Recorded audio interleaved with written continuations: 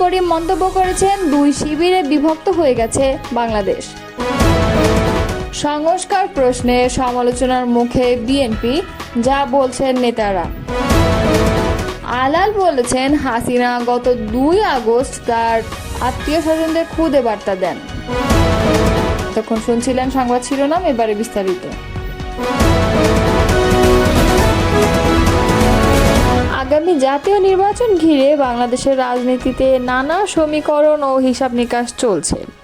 এর মধ্যে সবচেয়ে বেশি আলোচনায় সংস্কার ইস্যুটি। ঠিক কতখানি সংস্কার অন্তর্বর্তী সরকার করতে চায়, রাজনৈতিক দলগুলো নির্বাচনের জন্য সরকারকে কতটা সময় দিতে ইচ্ছুক, এসবই এখন মূল আলোচনা হয়ে উঠেছে। তবে দেশের অন্যতম প্রধান রাজনৈতিক দল বিএনপিকে সংস্কার বিরোধী আখ্যা দেওয়া দলটিকে দেখছে একটি মহলের পরিকল্পিত অপপ্রচার হিসেবে। সংস্কারের বিষয়ে বিএনপি অঙ্গীকারবদ্ধ, কিন্তু একটি মহল, একটি চক্র অত্যন্ত পরিকল্পিতভাবে বিএনপিকে সংস্কার বিরোধী বলে প্রচার করার অপচেষ্টা চালাচ্ছে, বলেছিলেন বিএনপি মহাসচিব মির্জা ফখরুল ইসলাম আলমগীর। গুলশান কার্যালয়ে রোববার এক সংবাদ সম্মেলনে তিনি আরও বলেন, একটা গোষ্ঠী বিএনপিকে হেয় করতে ও ভুলভাবে চিত্রায়িত করার প্রচেষ্টা চালাচ্ছে। কয়েকজন ব্যক্তি বা গোষ্ঠী মিথ্যা প্রচারণা সমানে করে যাবেন আর মনে করেছেন জনগণ সাড়া দিচ্ছে, জনগণ তাতে সাড়া দিচ্ছে না। তবে ওই ব্যক্তিরা কার কিংবা কোন গোষ্ঠী বিএনপির বিরুদ্ধে এমন অপপ্রচার চালাচ্ছে তিনি সেটি প্রকাশ করেননি। যদিও দলটির পক্ষ থেকে বক্তব্যটি এমন সময়ে এলো যখন সংস্কার প্রশ্নে জাতীয় ঐকমত্য কমিশনে চূড়ান্ত আলোচনার পর্যায়ে আছে। ঐকমত্য কমিশনেরই এক সভার পর গত 30 জুন নবগঠিত রাজনৈতিক দল এনসিপির সদস্য সচিব আক্তার হোসেন অভিযোগ করেছিলেন, মৌলিক সংস্কারের জায়গা বিএনপি ও তাদের সমমনা কয়েকটি দলের কারণে আটকে আছে। জামায়াতে ইসলামের সাবেক নেতা ও সমর্থকদের সমন্বয়ে গড়া এবি পার্টির একজন নেতা বিএনপির নাম উল্লেখ করে বলেছিলেন, বেশিরভাগ দলের একটা পরিবর্তনের আকাঙ্ক্ষা থাকলেও কোনো একটি জায়গায় দিয়ে সেটি ঠেকে যাচ্ছে। এ বিষয়ে রাজনৈতিক বিশ্লেষক মহিউদ্দিন আহমেদ বলেছেন, জনভিত্তি তো ধরে রাখার কৌশল হিসেবে বিএনপি সংস্কার চায় বললেও অনেকগুলো বিষয় নির্বাচিত সরকার করবে বলে তারা বলছে। তবে সেগুলো পরে আর হবে কি না তা নিয়ে অন্যদের মধ্যে উদ্বেগ আছে। রাজনৈতিক বিশ্লেষক অধ্যাপক মাহবুব উল্লাহ মনে করছেন, সামনের নির্বাচনে বিএনপি ভালো করবে মনে করে অনেকে সম্মিলিতভাবে এই বিষয়টিকে ঘিরে অপপ্রচার চালাচ্ছে যেন দলটিকে নির্বাচনে বিপাকে ফেলা যায়। সেই জন্যই হয়তো বিএনপি উদ্বিগ্ন হয়ে নিজের অবস্থান পরিষ্কার করেছে। সংস্কার নিয়ে কি বলছে বিএনপি? রোববার সংবাদ সম্মেলনের শুরুতেই বিএনপি মহাসচিব বলেন, অনেকে সংস্কার সম্পর্কে বিএনপিকে নিয়ে কথা বলেছেন যেগুলো সঠিক নয় এবং সংস্কারের প্রতি বিএনপির অঙ্গীকার নিয়ে প্রশ্ন তোলার সুযোগ নেই। বিএনপির পক্ষ থেকে 2016 সালে দেওয়া ভিশন 30 এবং 22 সালে দেওয়া 27 দফা এবং 23 সালে দেওয়া 31 দফার প্রসঙ্গ উল্লেখ করে তিনি অভিযোগ করেন, একটি মহল ও চক্র বিএনপিকে সংস্কার বিরোধী বলে অপপ্রচার চালাচ্ছে। বিএনপি পরীক্ষিত উদারপন্থী গণতান্ত্রিক রাজনৈতিক দল এবং দলটির উদ্দেশ্য নিয়ে প্রশ্ন থাকতে পারে না। মির্জা ফখরুল বলেন, একটি গোষ্ঠী বিএনপিকে নিয়ে ভুলভাবে চিত্রায়িত করার প্রচেষ্টা চালাচ্ছে। কয়েকজন ব্যক্তি বা গোষ্ঠী মিথ্যা প্রচারণা সমানে করে যাবেন আর মনে করছেন জনগণ সাড়া দিচ্ছে, জনগণ আসলে সাড়া দিচ্ছে না। এটাতে লাভ হবে না, কারণ মানুষ বিএনপি চেনে। সংস্কার নিয়ে বিএনপিকে দোষারোপের সঙ্গে নির্বাচনকে বিলম্বিত করার কোনো চেষ্টা আছে বলে বিএনপি মনে করে কিনা এমন প্রশ্নে তিনি বলেন, সেই প্রশ্নের উত্তর আমি এখন দেব না। তবে নির্বাচনকে যারা বিলম্বিত করতে চায় তারা গণতন্ত্রের পক্ষে নয়, জুলাই আগস্টের বিপ্লবের পক্ষের শক্তি নয়। বিএনপি সম্পর্কে ভুল ব্যাখ্যা দেওয়া এবং বিরূপ মনোভাব তৈরির চেষ্টা সফল হবে না। ইসলামী আন্দোলন বাংলাদেশের সিনিয়র নায়েবে আমির মুফতি সৈয়দ মোহাম্মদ ফয়জুল করিম বলেছেন, কেউ ইসলাম ঐকমত কায়েম করতে চায়, কেউ আমেরিকান গণতন্ত্রবাদ প্রতিষ্ঠিত করতে চায়, কেউ ভারতের পক্ষে, কেউ ভারতের বিপক্ষে। 2 ভাগে ভাগ হয়ে গেছে বাংলাদেশ, 2 শিবিরে বিভক্ত হয়ে গেছে। আগামী নির্বাচনে কি অবস্থা হবে, কারা ভোট পাবে, কথা ক্লিয়ার। যারা সুশাসন কায়েম করতে পারবে তারাই ভোট পাবে, যারা সুশাসন কায়েম করতে পারবে না তারা ভোট পাবে না, ক্লিয়ার কাট কথা। রোববার বিকালে রাজশাহীতে এক মতবিনিময় সভায় প্রধান অতিথির বক্তব্যে তিনি এ কথা বলেন।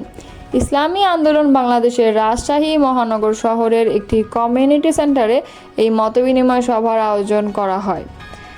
ইসলামী আন্দোলনকে আওয়ামী লীগের দালাল বলার প্রতিবাদ জানিয়ে দলটির এই শীর্ষ নেতা বলেন, আজকে আমাদেরকে তারা বলে আমরা নাকি আওয়ামী লীগের দালাল, আমরা নাকি আওয়ামী লীগকে সহযোগিতা করেছি। রাজনীতি করবেন জেনে শুনে রাজনীতি করেন, বক্তব্য দেবেন জেনে শুনে দিয়েন।